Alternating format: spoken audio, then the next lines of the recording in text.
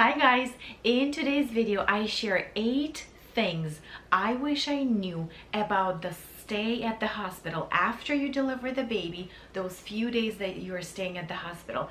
There are a few things that after delivering 2 babies I'm like, okay, I wish I knew them. So here you go. Hi guys, welcome to my channel. My name is Yana. If you are a returning subscriber, welcome. I'm so happy to see you again. And if you are new here, look around, see if you like what you see, and then subscribe or not. I am a work-at-home mom. I'm a wedding photographer, and I'm a stay-at-home and work-at-home mom. So basically my kids don't go to the daycares right now, so I am a full care provider for them. So on this channel I talk about balancing work and life and making sure that most of the areas of your life are taken care of, and figuring out ways to make your life better, more productive, and the way you want it to be. So in today's video I share 8 things I wish I knew about hospital stay after your baby is delivered. Number 1 would be bring comfy clothes for you. Probably slightly in darker colors because you are probably bleeding a lot. So having something very comfortable and slightly on the darker side would be very comforting and safe for you. I know it's a very normal and very clear thought, but I don't know why for both of my boys I did not feel like I bring enough clothes. I hung out at in the hospital's gown for a little bit because it was super breastfeeding friendly, and that's what I wanted to do. And if you want to breastfeed, make sure that you're bringing something breastfeeding friendly so that you don't have to move more than you need to, because you will need a lot of recovery time and a lot of rest. And the more comfortable you feel, the more successful your recovery is going to be, the more successful your breastfeeding will start, and just in general the better you're going to feel. The first few days you feel first of all very exhausted, and at the hospitals they don't let you rest as much as I think they should, especially in the US hospitals. It feels like someone is in your room every 30 minutes taking your blood, taking baby's blood, measuring temperatures, blood pressures, checking you.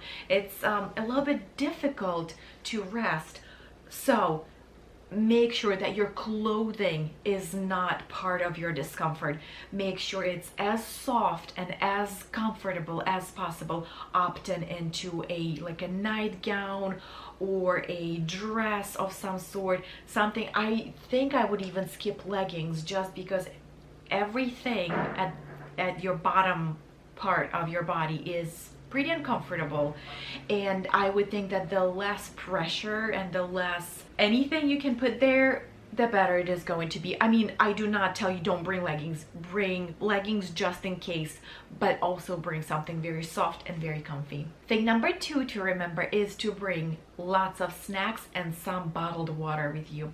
I know that again, in US hospitals, they do feed you so well. You can order things from the cafeteria. I'm actually not sure if it is in all of the states the same way. Whatever, if you're being fed, you have your food. If you don't have food, if you're not being fed at the hospital, your family members, your friends, whoever is bringing your meals. However, having snacks is super helpful, and I would actually bring snacks with me to the delivery, because when I delivered my first baby it was 7:40 or something like this. So by the time we got to the room where I was staying, it was late enough that the cafeteria was closed. So it took them a while to get me some leftover salad or something like this. I could not order food, so the only thing was available to me was an older salad that was left from today, which was fine because at least I could get some food in me, because I haven't eaten since 24 hours ago.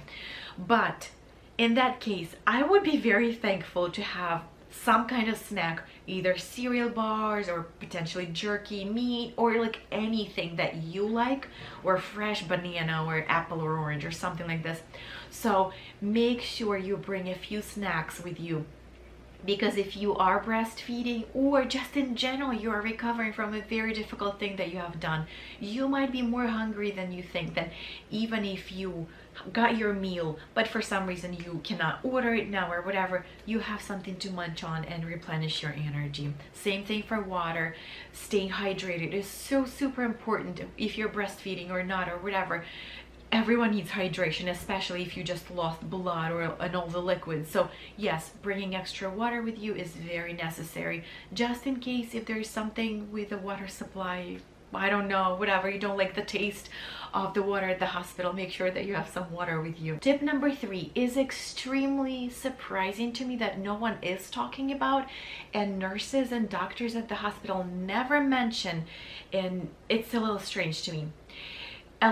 So the tip is put your baby by the window.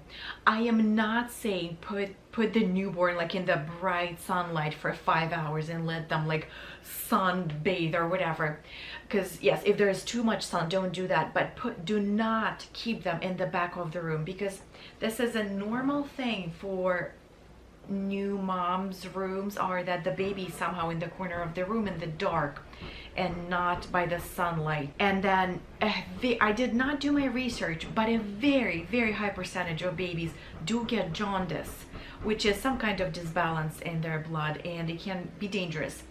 I do not remember what that element in the blood called, but if it gets too high, it is dangerous for their brain development.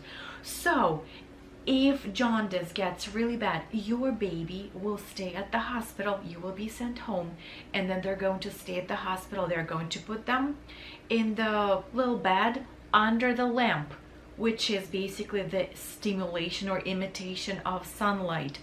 So I do not understand why no one tells you at the hospital, put the baby by the sunlight so that they are exposed to those rays that are necessary for them, that help them to go through, like, to not get jaundice and to be healthier. Instead, they just in most of the cases, they're just somewhere in the middle of the room or in the dark corner of the room. With my first son, he did get pretty bad jaundice. Thank God we did not have to stay at the hospital, but we had to go for the repeat blood work multiple times. And if you have kids, especially little ones, it's so heart-wrenching when you see your little ones screaming when their little heel is poked and like the blood is drawn for this test. So with my second one, I purposefully put them in the middle of the room where there was some daylight, and then during the sunset, when there was sun coming into my room, I would sit by the sunlight. I would hold him, I would get some light, he would get some light. He did not have any problems with jaundice.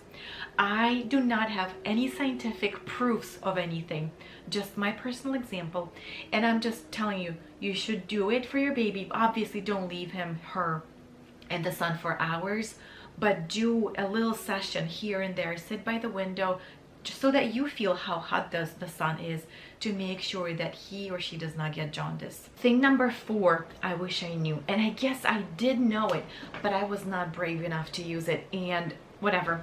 If you do not like nurses that are working with you, and again, I'm talking about US, I'm not sure how it works in other countries, but I was specifically told, if you don't like any of the staff, please let us know and we will change them and a different nurse will be coming to you. With both of my babies, I do not exactly remember what I had with my first one, but with the second one, oh my goodness, the night nurse that I had would come to me and would tell me, oh, I don't really like people. That's why I work at nights, because I don't want to deal with doctors and other nurses. And I'm like, I'm a people too. You don't like me? And it was like, her attitude was like not what I liked, but I was not brave enough to change it. I wish I was, because I want, you know, when you are sleep deprived and you just went through labor, you're so tired, you're emotional, your hormones are changing. It is so nice to have good people coming to you and helping you and like assisting you, giving you advice. That it's yes, if you are going to the hospital to deliver a baby and if you don't like certain staff, mention it to their management, to something, be like, I think it would be better for me to change the nurse. I don't think she enjoys working with me, and that probably will be just enough for you to get a different nurse. And going off of the tip number 4, the tip number 5 is that ask advice from anyone you see at the hospital, be it nurses, lactation consultant, dietitians, like anyone. Listen to what they tell you and also be like, hey, what is your best advice for new moms?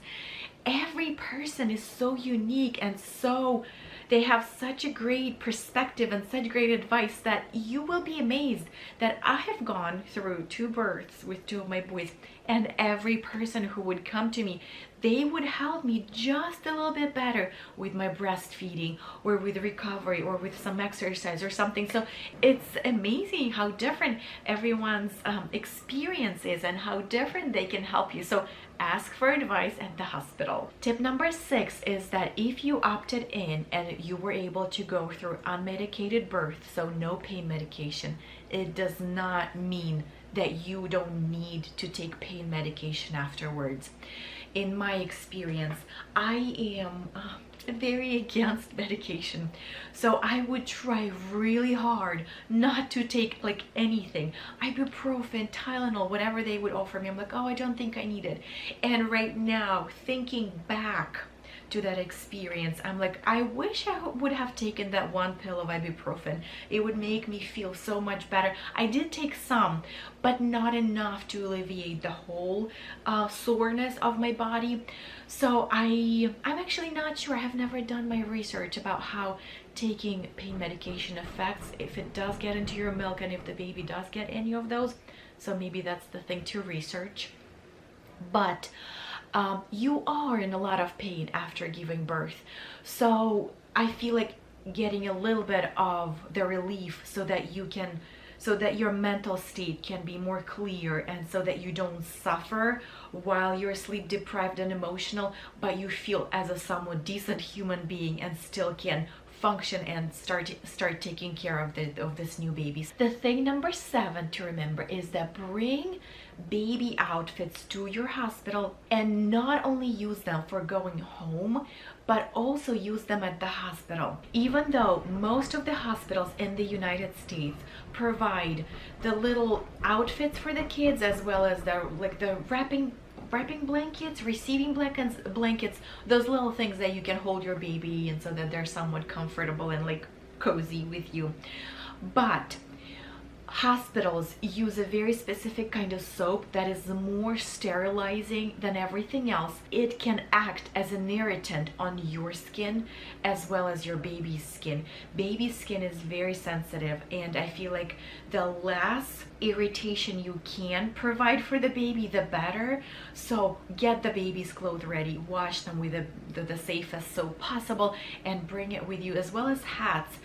Change the baby, wipe them down with like a wet paper towel or something, and then put them in your clothing so that there is the closest to zero irritation that will be happening to their skin as possible. And tip number 8 is buy and bring large pads for yourself. Even though again in US hospitals, most hospitals provide you with pads and so many other things that are super helpful. However, in my case, and I'm pretty sure most women sweat a lot after delivering the baby because of all the fluids accumulated in their body. So sweating and certain kind of pads can irritate your skin so much wherever the pad is touching you on your skin. So because the pads at the hospital are so big, and you probably will need something big as well because of how much you're bleeding, so it is helpful to have larger pads. But depending on the material that they're made of, if they're somewhat plasticky, the sweating and contact of the pad with your skin can create irritation. And again, you are in pain already, and you are just and you have so much discomfort already, that the less discomfort you can create for yourself, the better.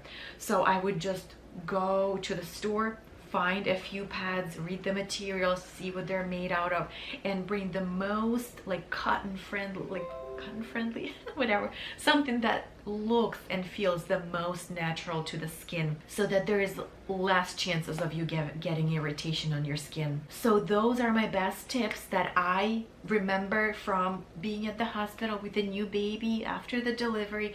I hope these are helpful to you. And if you're an expecting mom, leave me a comment below. I would hear when your due date is, if you're waiting, if you're expecting a boy or a girl. It would be very fun for me to hear. I hope your delivery goes well and your hospital stay is nice and comfortable for you. If you have any particular questions, again, leave me a comment below this video or message me on social media. I would love to hear from you. And I hope to see you in my next video. Have a wonderful day. Bye-bye.